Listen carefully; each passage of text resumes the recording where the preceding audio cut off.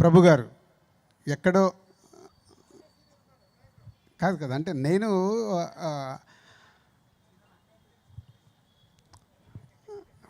వినాయకరావు గారు, ప్రభు గారు, సుబ్బారావు గారు మీరు అందరు సీనియర్సే వెనక ముందు.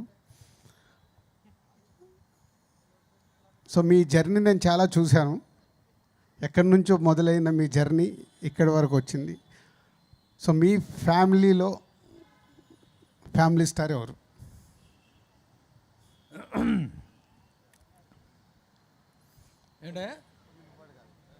ఏంటండి నా ఫ్యామిలీలో స్టార్ మేడం గారు అని చెప్పి ఇదిగో వాళ్ళు ఖండిస్తున్నారు. ఒకవేళ నేను అందాం అనుకున్నాను అట్లా వాళ్ళ ఎవరో చెప్పారని కదా. This is genuine moment.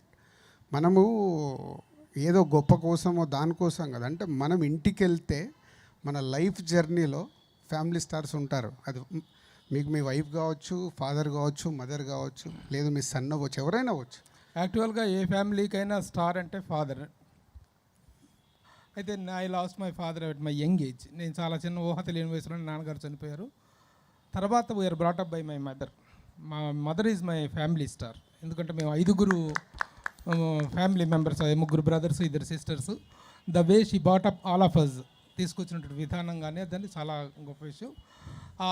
So I consider my mother as the star of my family. And at present ఇక సిచ్యువేషన్స్ అనేటువంటి స్టార్స్ అవుతుంటాయండి. ఒక్కొక్క సిచ్యువేషన్లో ఒక్కొక్కరు తీసుకునే లీడ్ని బట్టి ఫ్యామిలీ మూమెంట్ అనేటువంటిది, ఫ్యామిలీ గ్రోత్ అనేటువంటిది, ఫ్యామిలీ వెల్ఫేర్ అనేటువంటి depends upon the situations. At certain moments I take the leadership and deal the issues. Where certain moments my wife Madhavi is here. She takes the lead and family is the star. Who is the star of the family? The family is the star in family life. In the situations. In the situations, yes. Thank you.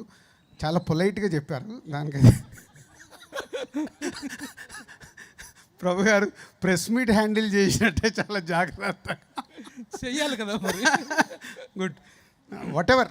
So మీరు father expire అయిన తర్వాత mother అనేది is a soul.